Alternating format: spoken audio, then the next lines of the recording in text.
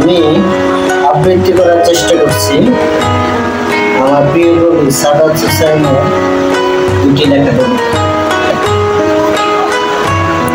আমাকে হারাতে দিলে নিখোঁজ বিজ্ঞপ্তিতে ছেয়ে যাবে তোমার শহর। একটি হিজল গাছ, শান্ত পুকুর ঘাট, ঘাটের পাশে পাখি, পাখি নামটি ডাহু করে তাহার দুটি চোখ, চোখের ভিতর মায়া, মায়ার ভিতর তোমার নামটি লেখা।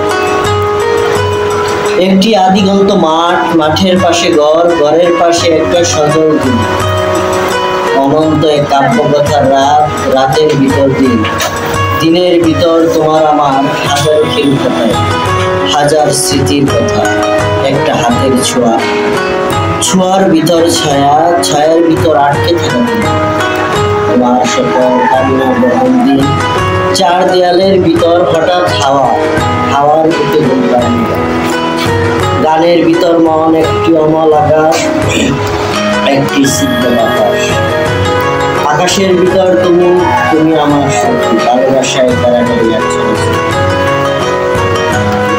আমার কোনো বন্ধু নেই যার কাছে আমি নিজেকে ভেঙে চলে তুচ্ছ পয়সার মধ্যে জমা রাখতে পারি, যে আমাকে যত্ন করে সঞ্চয় করবে, প্রয়োজনে ফিরিয়ে দেবে একটা একটা আগ্রহ। সত্যি বলতে আমার কোনো বন্ধু নেই।